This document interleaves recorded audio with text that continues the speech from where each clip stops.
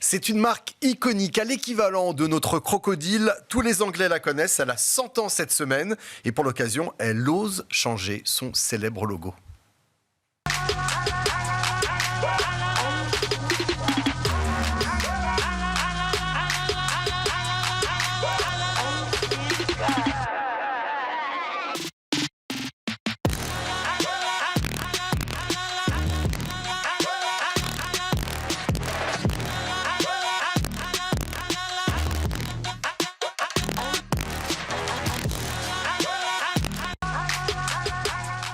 Cette marque a été lancée en 1924 à l'arrière d'un pub. Racontez-nous. Ouais, c'est la marque iconique du sport anglais, du football anglais.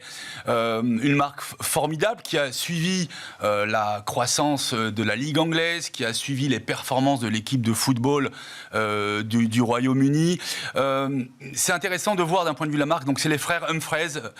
Et il y a une concentration en fait entre les Humphreys Brothers. On a enlevé le H, et là où quelque part ils avaient quelques intuitions marketing. Ils ont gardé le début de leur nom et le début du bro, ça fait bro, ça fonctionne très bien. Ça me fait penser à Adidas. Alors, ça, bien sûr, et pas seulement Adidas. Alors Adidas, donc le fondateur d'Adidas, Adolf Dassler, dit Adi, ça passe plus facilement après-guerre.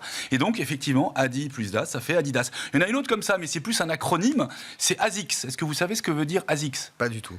Anima Sane in Corpore Sano. Et là, quelque part, on a un acronyme formidable qui donne une marque japonaise connue du monde entier. Alors, ce qui est intéressant ici, c'est que, quelque part, les Humphreys Brothers, c'est un petit peu comme un groupe de rock, comme par hasard, c'est anglais, qui se sont mis ensemble et qui, quelque part, représentés par le losange, on a deux losanges inclus, comme les deux frères, on revient aux fondamentaux. Une marque centenaire a besoin de repuiser dans son ADN, et c'est ce qu'ils font aujourd'hui.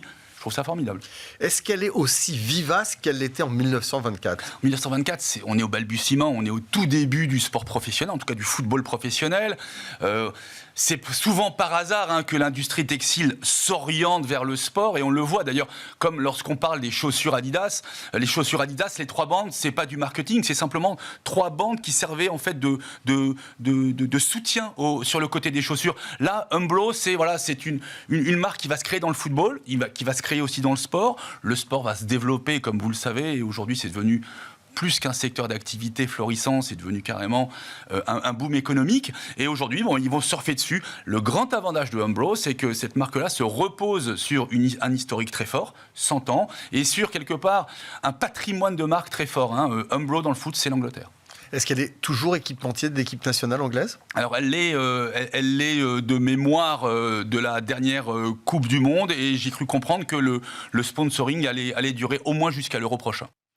Voilà pour la marque Umbro, la marque centenaire. Ça n'a pas été trop dur sans le frérot ? Sincèrement, c'était pas mal, il y avait plus de temps de parole. C'était peut-être même mieux. C'était sympa, on va en prendre. C'est dommage, on a une marque avec 2 frères qui l'ont fondée, et pour la première fois, les 2 frères n'étaient pas là sur le plateau. Mais voilà. Mais il n'était pas loin, il était dans nos pensées, dans J'ai notre essayé cœur. d'être digne de sa présence. Exactement, vous l'avez été, je vous le confirme. C'est la fin de Smart Sport. À très vite sur Bismart, la suite de vos programmes immédiatement.